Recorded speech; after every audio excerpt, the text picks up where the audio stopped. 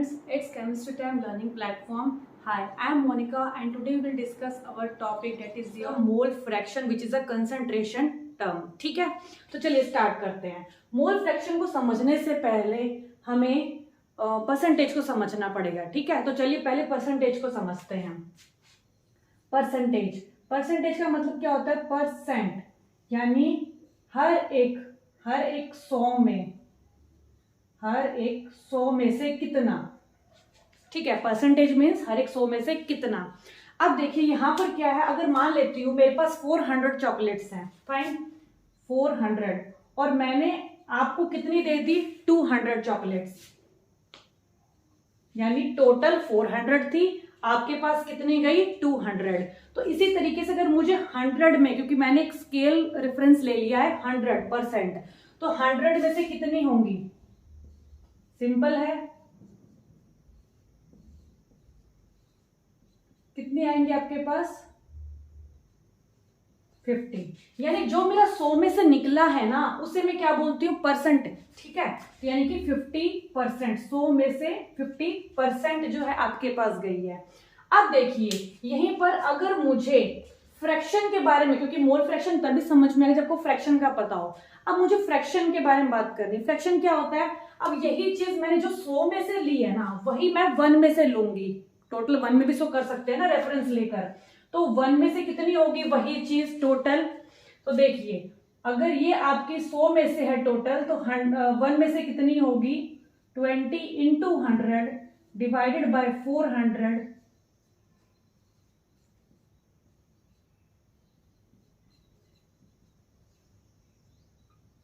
0.5.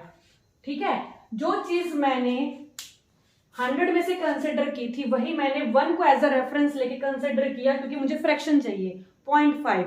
अब मुझे ये बताइए 100 के हिसाब से, सॉरी आपका जो परसेंट है, ठीक है, 50% जो आया वो 100 के हिसाब से आया. ठीक है, और वही अगर मैं 1 के हिसाब से लूं तो कितना आया? 0.5. तो यहां से आपको एक चीज क्लियर हुई. अगर मुझे 100 में से निकालना है तो मुझे मल्टीप्लाई करना होता है. क्यों? क्योंकि अगर मुझे यहाँ पे क्या 1 में से 0.5 है, अगर मुझे 100 में से चाहिएगा तो मैं क्या करूंगी? इसको 100 से मल्टीप्लाई करूंगी. लेकिन मुझे अगर 100 में से 1 में से चाहिए तो मैं क्या करूंगी? Divide by 100. तो 1 में से चाहिए तो हम क्या करेंगे? डिवाइड बाय 100, क्योंकि फ्रैक्शन चाहिए होता. फ्रैक्शन में हमेशा हम डिवाइड बाय 100 करते हैं. यहाँ पे देखो डिवाइड बाय 100 किया हुआ है ना. इसी तरीके से मुझे फ्रैक्शन चाहिए तो फ्रैक्शन में हम डिवाइड बाय 100 करते हैं. और अगर मुझे 100 में से चाहिए, परसेंट में से चाहिए 100% में, तो मैं मल्टीप्लाई बाय 100 करती हूँ. ठीक है, तो देखिए अब यहाँ पर मोल फ्रैक्शन को समझते हैं फ्रैक्शन के बेस पे. अब मैंने क्या कहा, जब मैंने 100 को लिया था, ठीक है, 100 को एज अ रेफरेंस लिया तो कितना आया? 50%. 1 को एज अ रेफरेंस लिया तो कितना आया? 0.5. यानी मुझे फ्रैक्शन में करने के लिए क्या करना होता है? 1 से मल्टीप्लाई. अब देखो कैसे. अब मुझे ये जो 0.5 मिला, मैंने यहाँ पर क्या किया? 200 अपॉन 400, और ये कितना हो गया? 1. तो 1 से मल्टीप्लाई किया जाता है. आपका 100 बाय 100 कैंसिल आउट होकर कितना आ गया? 1. तो जब भी मुझे फ्रैक्शन की बात करूंगी मैं, तो हमेशा ही 1 से मल्टीप्लाई होगा. परसेंट की बात करूंगी तो हमेशा 100 से मल्टीप्लाई होगा. या फिर आपने कोई और रेफरेंस सेट करके, जैसे मुझे निकालना है 10 में से कितना, तो मल्टीप्लाई 10 होगा. ठीक है, क्लियर? तो चलिए अब हम समझते हैं मोल फ्रैक्शन क्या होता है. मोल फ्रैक्शन को हम काय से रिप्रेजेंट करते हैं. CHI, काय. ये एक तो रिप्रेजेंटेशन आपका इलेक्ट्रोनेगेटिविटी का भी कुछ इस तरीके से ही होता है, बट आप अब इसको सिंपली एक्स ऐसे भी रिप्रेजेंट कर सकते हैं, तो उसमें भी कोई प्रॉब्लम नहीं है. ठीक है, तो दिस इज योर x1 बोल दो सिंपल, इसको मैं काय बोल सकते हो आप, या फिर सिंपल x1. ठीक है, x1 क्या है? जो यहाँ पर मैं आपका 1 और 2, ये रिप्रेजेंटेशन क्या बताता है वो देखो ध्यान से. मेरे पास क्या है?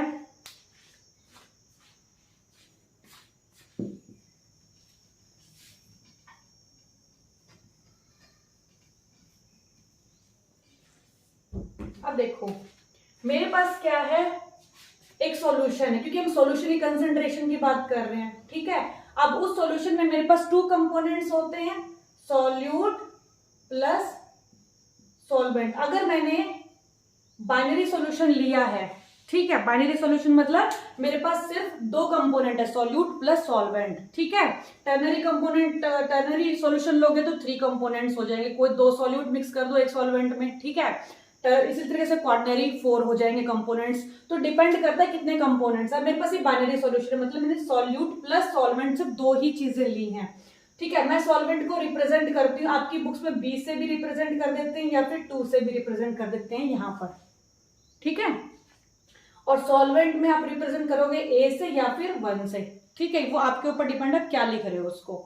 अब देखो मैंने क्या किया, सॉल्यूशन ले लिया जिसके अंदर सॉल्यूट प्लस सॉल्वेंट दोनों होमोजेनियस मिक्सचर बना, होमोजेनियस सॉल्यूशन है ये, ठीक है, पूरा मिक्स है।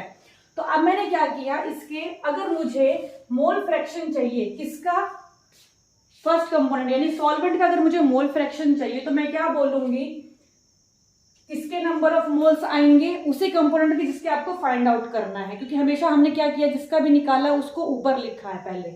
तो ये किसका, सॉल्वेंट को रिप्रेजेंट कर, तो सॉल्वेंट का मोल्स ऊपर आएंगे, नीचे का वो टोटल में से कितना, वही हमने परसेंटेज में भी सेम किया था कि मेरे पास कितनी चॉकलेट्स आई थी 200, मतलब आपके पास कितनी चॉकलेट्स थी 200, टोटल में से यानी 400, तो वही है ना, कितनी आपके पास गई यानी कितनी सॉल्वेंट के पास गई, टोटल कितनी थी टोटल में से, ठीक है।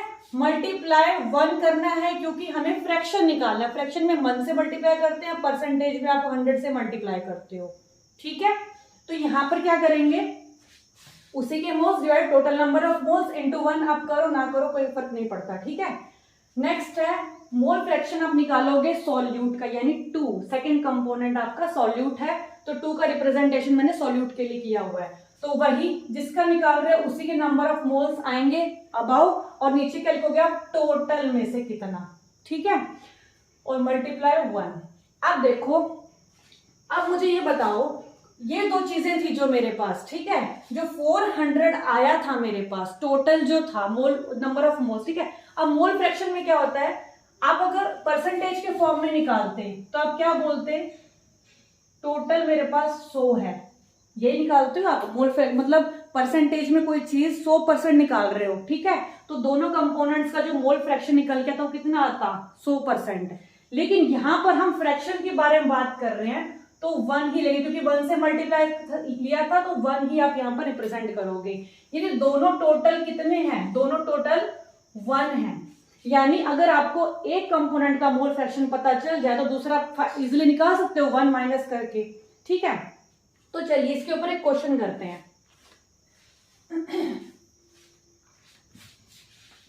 क्वेश्चन क्या है,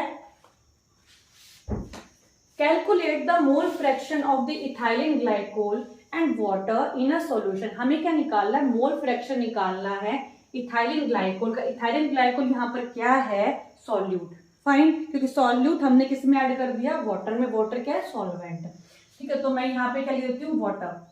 अब देखो हमें मोल फ्रैक्शन निकालना है किसका, C2H6O2 इथाइलिन ग्लाइकोल का, एंड सेकेंड आपको मोल फ्रैक्शन निकालना है वाटर का। तो ये तो सिंपल है, देखो यहाँ पे ध्यान से, एक का निकाल लूंगी, 1 माइनस करके सेकेंड कंपोनेंट का यहाँ से फाइंड आउट हो जाएगा, ठीक है। In a solution containing 20% of C2H6O2 यानी इथाइलिन ग्लाइकोल बाय मास। तो देखो यहाँ पे आपको इन्फॉर्मेशन दे रखी है, हमने परसेंटेज वेट बाय वेट पढ़ रखा है, बाय मास दे रखा है। तो ये क्या दे रखा है, इसका मतलब देखो हमने पिछले वीडियो में किया हुआ, ये प्रीवियस वीडियो में अपनी 20% ऑफ इथाइलिन ग्लाइकोल का मतलब यहाँ पर क्या है कि मेरे पास 20 ग्राम किसके हैं, 20 ग्राम इथाइलिन ग्लाइकोल इन, इसका मीनिंग क्या, स्टेटमेंट का परसेंटेज बाय मास दिया हुआ है, ठीक है। परसेंटेज बाय मास मैंने आपको करवा दिया है प्रीवियस लेक्चर में, वो आप देख लेना। इन 100 ग्राम ऑफ सॉल्यूशन, एक बात ध्यान रखनी, सॉल्वेंट में नहीं था, सॉल्यूशन, टोटल सॉल्यूशन 100 ग्राम है, उसके अंदर 20 ग्राम आपका इथाइलिन ग्लाइकोल प्रेजेंट है, ठीक है। अब मुझे यहाँ से स्टेटमेंट से एक बात तो पता चल गई कि मेरे पास जो मास है किसका, सॉल्यूट का, वो 100 ग्राम सॉल्यूशन के अंदर प्रेजेंट है। अगर मैं यही बात बोलूं कि मेरे पास सॉल्वेंट का कितना मास होगा, देखो अगर टोटल मेरे पास कितना है 100 सॉल्यूशन का, अब उसमें से 20 ग्राम तो हो गए C2H6O2 के, तो कितना 100 माइनस 20 किसका बच गया, क्योंकि मेरे पास एक कंपोनेंट सॉल्यूट ये है तो सॉल्वेंट का मास बचेगा।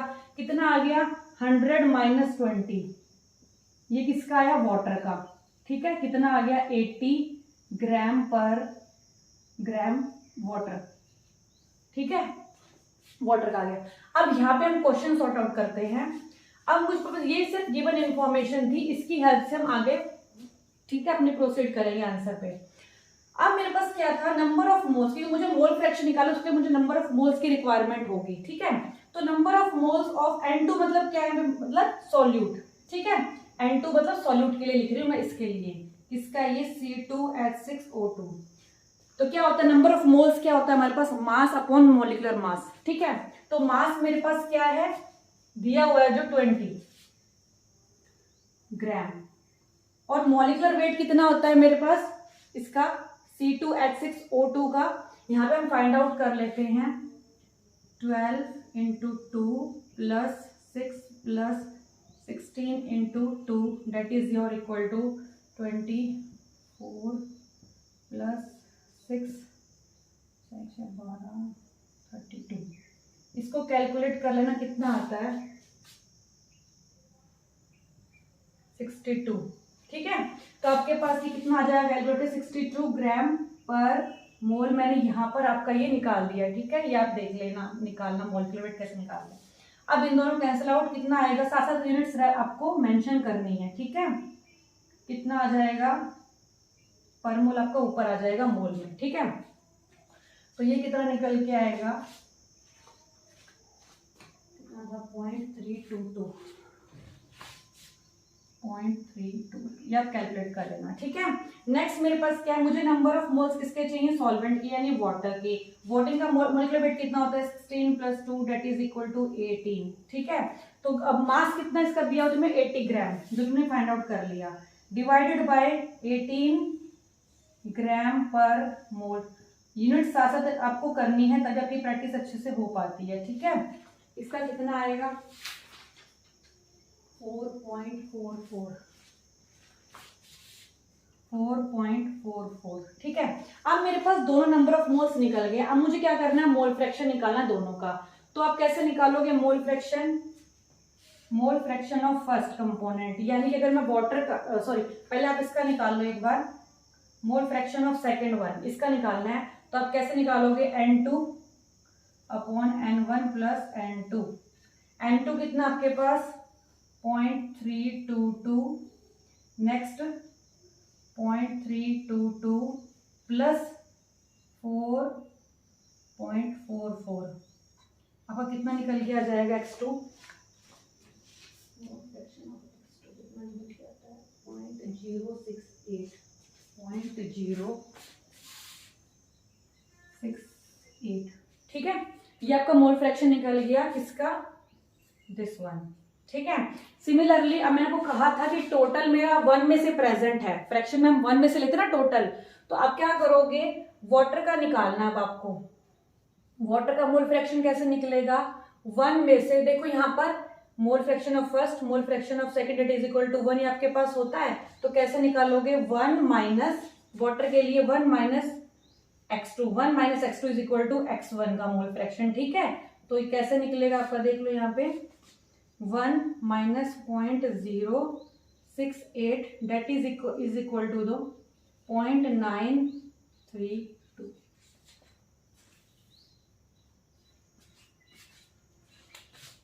देखिए यहाँ पे अब आपके पास आंसर क्या निकल के आया है दोनों का, यानी आपके पास मोल फ्रैक्शन जो है इसका आपके पास कितना फाइंड आउट हुआ है, मोल फ्रैक्शन ऑफ दिस इज 0.068 और आपके पास वाटर का मोल फ्रैक्शन कितना आया है आंसर में 0.932।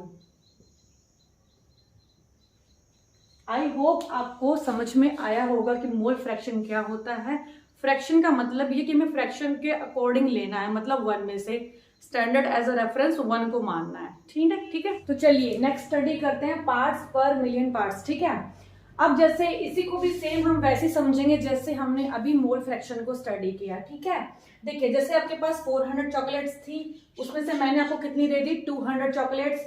तो सिमिलरली मैंने कहा था कि 100 में से कितनी होगी, हर परसेंट के हिसाब से। लेकिन यहाँ पर क्या लिखा है, पार्ट्स पर मिलियन। पार्ट्स पर मिलियन मतलब क्या होता है, 10 की पावर 6। मतलब 10 की पावर 6 में से मेरा सॉल्यूट कितना प्रेजेंट है, ठीक है ना। जैसे आपने 100 को एज अ रेफरेंस लिया था, अब 10 की पावर 6 को आपने रेफरेंस लेना है। तो कितना होगा यहाँ पर, 10 की पावर 6 को रेफरेंस लोगे तो 200 डिवाइडेड बाय 400 इंटू 10 की पावर 6, यही आंसर आएगा निकल के। यानी कि 200 किसका, जो आपको दी थी, यानी mass of solute divide by total जो मेरे पास है टोटल सॉल्यूशन का, इंटू 10 की पावर 6। तो यही कंसेप्ट सेम आपको यहाँ यूज करना है फॉर वेरी डाइल्यूट सॉल्यूशन, क्योंकि 10 की पावर 6 में से निकालना मतलब 10 की पावर 6 टोटल है, उसमें से आपको देखना है इस बार। यानी कि बहुत ज्यादा डाइल्यूट सॉल्यूशन है, मतलब मेरी कंसंट्रेशन बहुत ही कम है, मेरा सॉल्यूट बहुत ही कम प्रेजेंट है, ठीक है। For when a very small quantity of a solute is present in a large quantity of A solution, ठीक है। अब पार्ट्स पर मिलियन क्या होगा आपका, फर्स्ट कंपोनेंट, फर्स्ट ले लो सेकंड ले लो, मैंने आपको डिनोट करवाया था कि फर्स्ट आपका रिप्रेजेंट करता है for solvent, second for your solute, ठीक है। तो सॉल्वेंट के लिए निकाल सकते हो, सॉल्यूट के लिए निकाल सकते हो, जिसके लिए भी निकालोगे उसका ऊपर आ जाएगा। मान लेते हैं मेरे को निकालना है सेकंड कंपोनेंट के लिए, ठीक है, सेकंड मतलब सॉल्यूट के लिए निकालना है, ठीक है। अगर आपको मास में रिप्रेजेंट किया है, मतलब कोई सॉलिड चीज है उसका रिप्रेजेंट करना है तो मास आएगा, अदरवाइज अगर आपके पास वॉल्यूम है तो ml रिप्रेजेंट करोगे, ठीक है। जो भी क्वेश्चन में गिवन होगा उसके अकॉर्डिंग आप सॉर्ट आउट करोगे उसको। तो नंबर ऑफ पार्ट्स, मास भी ले सकते हो, वॉल्यूम भी, दोनों अगर आपको क्वेश्चन देखना है, ठीक है। फिर टोटल नंबर ऑफ मास लेना है या फिर वॉल्यूम लेनी है। अब देख लेते हैं, जैसे एग्जांपल हमारे पास हम देखते हैं कि पोल्यूशन जब भी हमारे पास होता है तो पोल्यूशन किस वजह से होता है, atmospheric pollution due to the presence of gases. तो मान लेते हैं अगर जैसे मेरे पास कोई गैस है सल्फर डाइऑक्साइड, ठीक है, तो उस गैस का जो रिप्रेजेंटेशन, क्योंकि वो हम हमेशा पार्ट्स पर मिलियन में ही रिप्रेजेंट करते हैं, जब भी एटमॉस्फेरिक पॉल्यूशन होता है तो उसको हम हमेशा ही पार्ट्स पर मिलियन के थ्रू रिप्रेजेंट करते हैं, ठीक है ना, क्योंकि वो बहुत स्मॉल क्वांटिटी में प्रेजेंट होता है वो पॉल्यूशन, यानी गैस। SO2 जो है आपका वो ml में, यानी उसकी वॉल्यूम होगी, क्योंकि गैस और गैस की वॉल्यूम ही रिप्रेजेंट करते हैं, मास नहीं रिप्रेजेंट करोगी। प्रेजेंट इन 10 की power 6 centimetre cube of the air. Total air में जितना भी मेरे पास सब कुछ है एटमॉस्फेयर में, उसमें से मेरे पास कितनी ml सल्फर डाइऑक्साइड गैस है, ये इसका एग्जांपल है, ठीक है। नेक्स्ट हम पढ़ते हैं question, what is the concentration of solution. आपको निकालनी कंसंट्रेशन सॉल्यूशन की। हम ये कंसंट्रेशन ही पढ़ रहे हैं, पीपीएम भी तो कंसंट्रेशन ही को डिफाइन कर रही है आपकी। इन पीपीएम किसमें रिप्रेजेंट करना है, पार्ट्स पर मिलियन में। व्हेन 5.0 इंटू 10 की पावर -5 ग्राम CO2, यानी कार्बन डाइऑक्साइड, यहाँ पर क्या दिया हुआ है, गैस दी हुई, यानी सॉल्यूट मेरे पास क्या होगा, कार्बन डाइऑक्साइड, जो कितनी है, दिस वन, ठीक है, is dissolved in 100 ml solution. Total volume क्या है मेरे पास, 100 ml, ठीक है। तो सॉर्ट आउट करते हैं, सिंपल पार्ट्स पर मिलियन निकालना है, किसके लिए निकालना है आपको, CO2 के लिए, ठीक है। तो कितना, अभी देखो यहाँ पे कितना है, 5.0 इंटू 10 की पावर -5 ग्राम, साथ में यूनिट्स मेंशन ऑलवेज, ठीक है ना, is dissolved in 100 ml। 100 ml के अंदर आपने सॉल्यूशन में देखना है, ठीक है। अब ये इंटू कितना होगा, 10 की पावर 6 में, हमें सिंपल ये पार्ट्स और पार्ट्स ही है, ठीक है ना, तो ये तो कैंसिल आउट होने हैं आपके। अब देखो यहाँ पे कितना हो जाएगा, 5, ये आपका कितना आ जाएगा, 10 की पावर -2 इंटू 10 की पावर 6, तो कितना निकल के आया, यहां से देखो 6,